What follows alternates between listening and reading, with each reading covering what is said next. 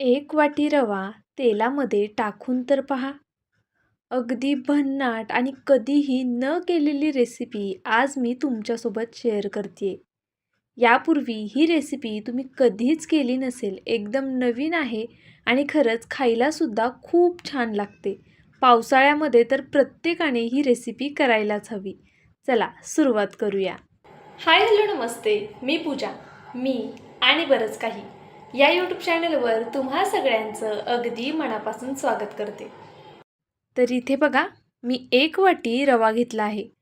तुम्हाला हा पदार्थ किती क्वांटिटीमध्ये करायचा आहे तितका तुम्ही रवा इथे कमी जास्त करू शकता.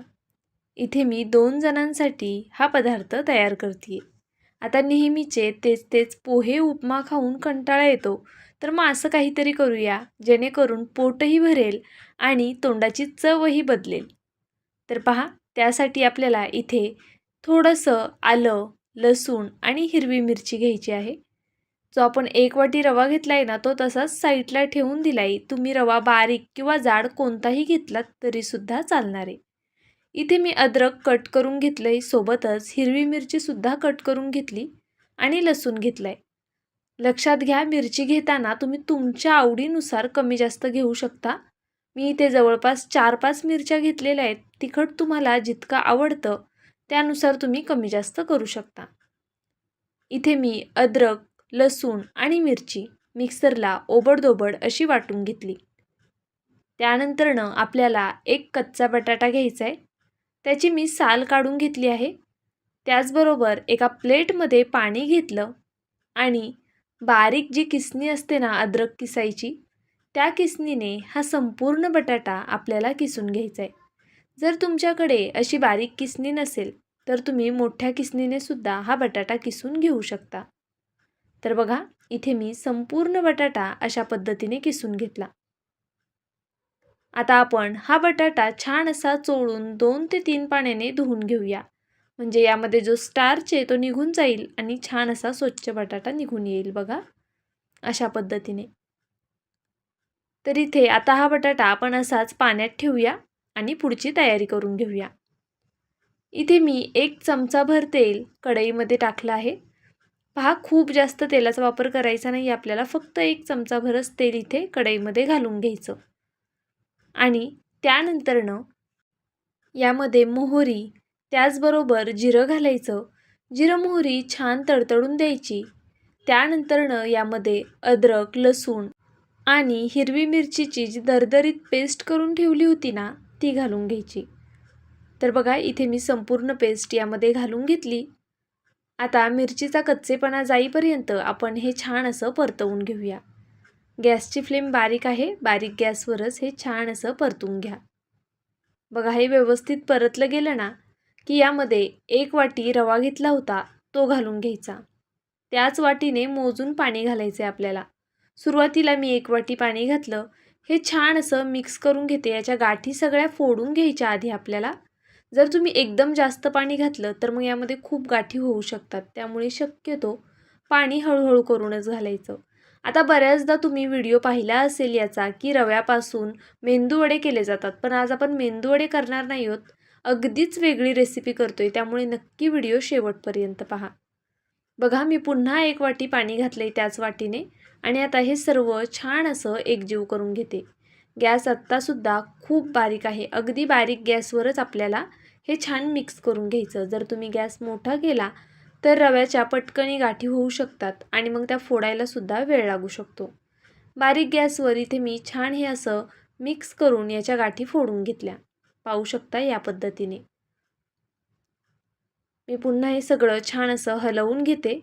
एकसारखं करून घेतले बघा आणि गाठीसुद्धा यामध्ये राहिलेल्या नाही आहेत. हा पदार्थ पावसाळ्यामध्ये प्रत्येकाने करायला हवा असाच आहे.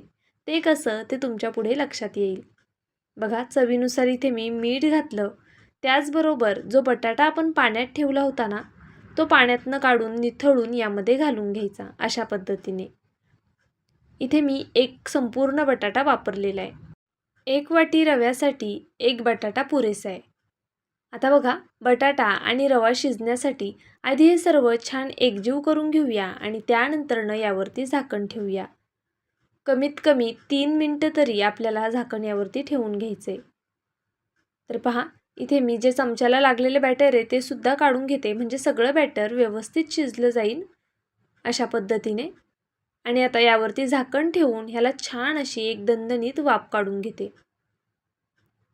तर बघा, इथे मी झाकण ठेवलं आणि 2 मिनिटानंतर मी पुन्हा झाकण काढून एकदा हलवून घेणार आहे. मध्ये असं एकदा हलवून घ्यायचं, म्हणजे मग हे जे मिश्रण आहे ते तळायला लागणार नाही. तर पहा, अशा पद्धतीने हे छान असं हलवून घेतलं. मीडियम फ्लेमवरती आपल्याला हे मिश्रण शिजवून घ्यायचे. लो टू मीडियम फ्लेमवरच शिजवा, खूप फास्ट गॅस करू नका, नाहीतर मग खाली लागू शकतं. पुन्हा मी एक वाफ काढून घेतली. 1 ते 1.5 मिनिटानंतर बघा आपण झाकण काढूया. हे व्यवस्थित झालेलं आहे, पाहू शकता तुम्ही. आता बऱ्यापैकी हे बॅटर घट्ट झाले. असंच घट्ट बॅटर आपल्याला हवं आहे.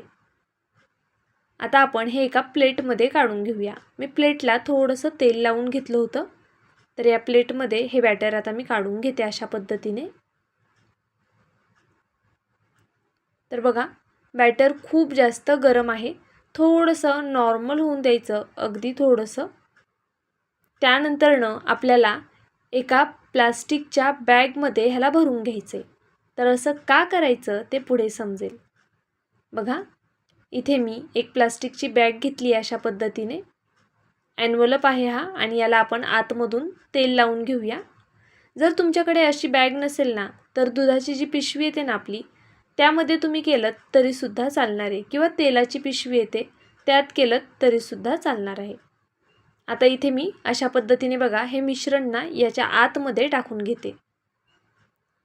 तुम्ही डायरेक्टसुद्धा टाकू शकता, पण खूप जास्त गरम असताना नका टाकू. थोडी वाफ जाऊन द्यायची त्याची, आणि मग यामध्ये अशा पद्धतीने हे टाकून घ्यायचे. बघा, इथे मी संपूर्ण मिश्रण असं बॅगमध्ये भरून घेतलं. आता जसं व्हिडिओ दाखवते ना, अगदी त्या पद्धतीने पुढची प्रोसेस करून घ्यायची आहे. व्हिडिओ इथपर्यंत पाहिला आहे, थोडा जरी आवडला असेल, काहीतरी नवीन वेगळं शिकायला मिळतंय असं वाटलं असेल, तर प्लीज व्हिडिओला एक लाईक नक्कीच करा. त्याचबरोबर तुम्ही माझा हा व्हिडिओ कुठून पाहताय ते सुद्धा मला कमेंट बॉक्समध्ये नक्कीच कळवा. आणि तुम्हाला माझी रेसिपी कशी वाटते ते सुद्धा कळवायला विसरू नका. अजूनही चॅनलला सबस्क्राईब केलं नसेल तर प्लीज एक सबस्क्राईब नक्कीच करून घ्या, म्हणजे असे छान छान व्हिडिओ तुम्हाला पाहता येतील. माझ्या चॅनलवरती भरपूर नाश्त्याचे किंवा जेवणाचे, टिफिनसाठीचे भरपूर असे व्हिडिओ मी अपलोड केलेले आहेत. त्यामुळे एकदा माझं चॅनल नक्कीच चेकआउट करा. बघा, इथे बॅगमध्ये हे बॅटर भरून घेतल्यानंतरनं त्या बॅगला मी घडी मारलेली आहे, आणि अशा पद्धतीने लाटण्याने छान असं एकसारखं हे लाटून घ्यायचं आहे. यामध्ये जर खूप जास्त एअर असेल तर बॅग पुन्हा व्यवस्थित करून घ्या आणि हे सगळं लाटून घ्या. पाहू शकता तुम्ही, अशी मी याची जाडी ठेवली आहे. खूप पातळ लाटायचं नाही आणि अगदीच जाडही लाटायचं नाही. आता आपण हे फ्रीजमध्ये ठेवून देऊया. कमीत कमी अर्धा तास, आणि जास्तीत जास्त कितीही वेळ तुम्ही हे फ्रीजमध्ये ठेवू शकता. अगदी 1-2 दिवसांसाठी सुद्धा ठेवून देऊ शकता. इथे मी कॉर्नफ्लॉवर घेतलं आहे, त्यामध्ये थोडंसं मीठ टाकलं, सोबतच चिली फ्लेक्स टाकले आणि थोडीशी कसुरी मेथी टाकली आहे. जर कसुरी मेथी नसेल तर तुम्ही कोथिंबीरीचा वापर केलात तरी चालेल. अगदी थोडं पाणी घालून हे मिश्रण छान असं मिक्स करून घ्यायचे. बघा, खूप पातळ करू नका आणि खूपच घट्टही करू नका. आता मी हे सर्व छान मिक्स करून घेते. जर तुमच्याकडे पाहुणे येणार असेल तर तुम्ही ही पूर्वतयारी करून ठेवू शकता, आणि आता इथून पुढची जी कृती आहे ना ती तुम्ही पाहुणे आल्यानंतरनं करू शकता. तर बघा, इथे मी अशा पद्धतीने याची स्लरी तयार करून घेतली. आता ही प्लेट थोडी लहान वाटली म्हणून मग मी ह्याला एका अशा थोड्या मोठ्या भांड्यामध्ये काढून घेते.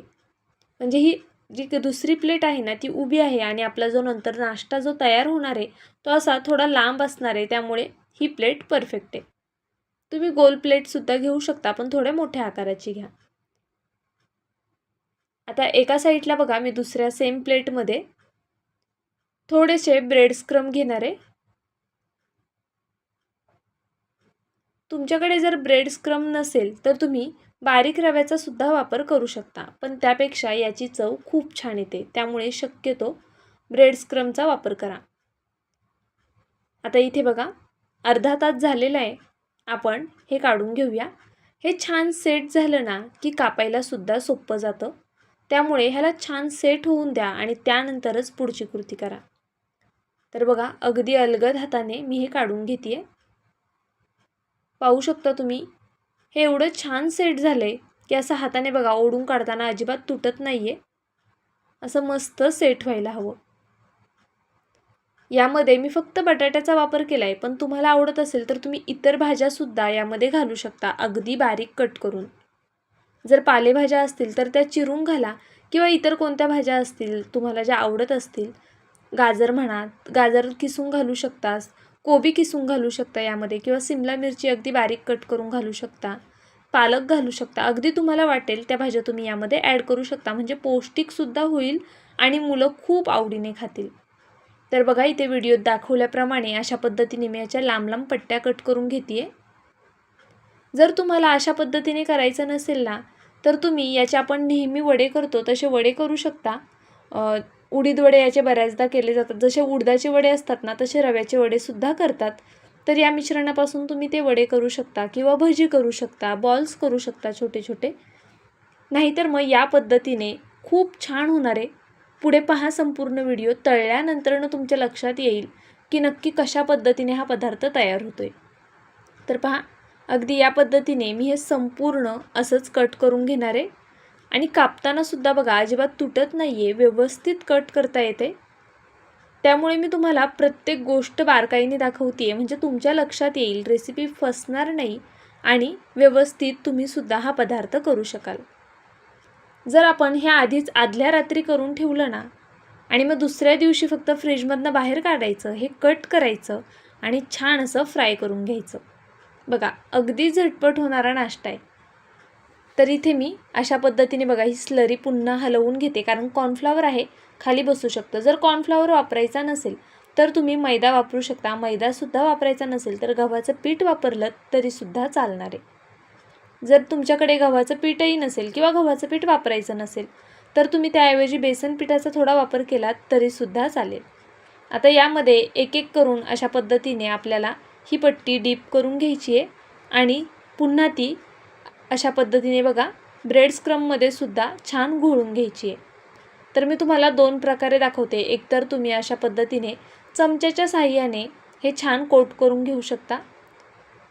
आता पावसाळा आहे त्यामुळे नक्की तुम्ही हा पदार्थ ट्राय करा आणि तुम्हाला बॅकग्राऊंडला कदाचित पावसाचा सुद्धा आवाज येत असेल, कारण आता पावसाला सुरुवात झालेली आहे आणि प्रत्येकाला असं काहीतरी छान खावंसं वाटतं. नेहमी भजी करतोच आपण, पण काहीतरी वेगळं आणि असं मस्त करूया.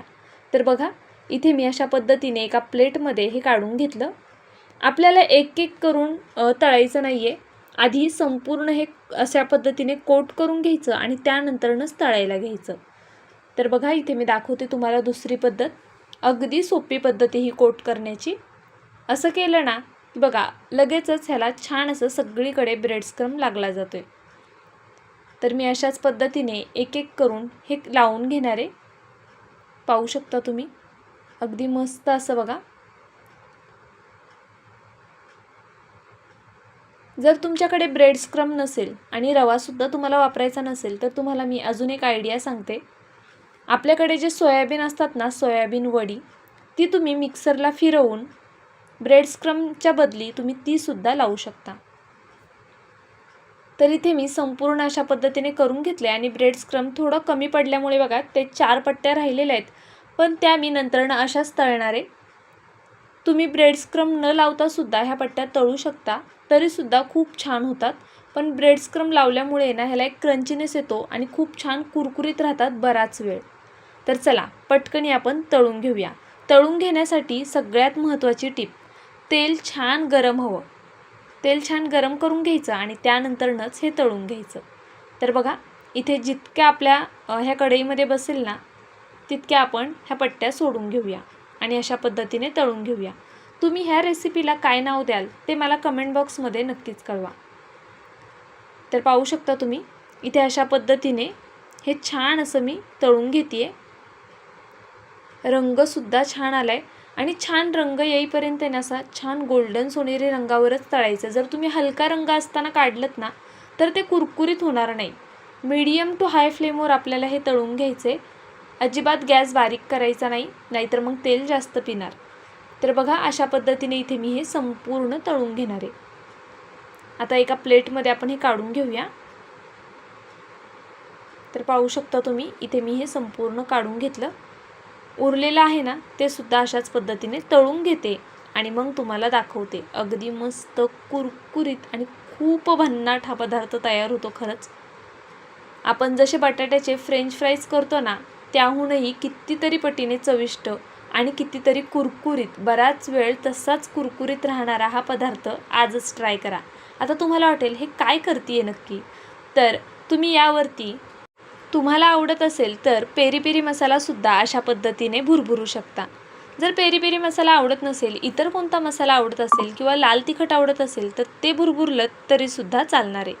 पाहू शकता अशा पद्धतीने इथे मी छान असा मसाला वरतून लावून घेतला आहे आणि अगदी कुरकुरीत बघा, अजिबात कुठूनच लवचिक नाही आहे, अगदी कुरकुरीत अशी ही स्टिक तयार झालेली आहे. आतमधून पोकळ आणि वरतून अशी मस्त कुरकुरीत गरम गरम. खरंच चहासोबत तर मजा येईल. आपण नेहमी भजी करतो पावसाळ्यात, पण भजीपेक्षा काहीतरी वेगळं म्हणून नक्की एकदा ट्राय करा. व्हिडिओ इथपर्यंत पाहिला आहे, थोडा जरी आवडला असेल प्लीज व्हिडिओला एक लाईक करायला विसरू नका. नवीन असाल तर सबस्क्राईब करून घ्या. रेसिपी कशी वाटली ते कमेंट करून कळवा. कुठून पाहताय ते सुद्धा सांगा आणि तुम्ही ही रेसिपी या पावसाळ्यात करणार की नाही ते सुद्धा सांगा. बरं, ही रेसिपी मी दह्यासोबत एन्जॉय करते आहे. तुम्ही चहासोबत किंवा इतर कोणत्याही केचपसोबत किंवा मग चटणीसोबतसुद्धा खाऊ शकता. अगदी काहीच नसेल तर नुसतं खाल्लं तरीसुद्धा चालणार आहे. माझा व्हिडिओ संपूर्ण पाहिलात त्याबद्दल मनापासून धन्यवाद. उद्या भेटूया अशाच एका छानशा रेसिपीसोबत. तोपर्यंत bye. Thank you so much for watching.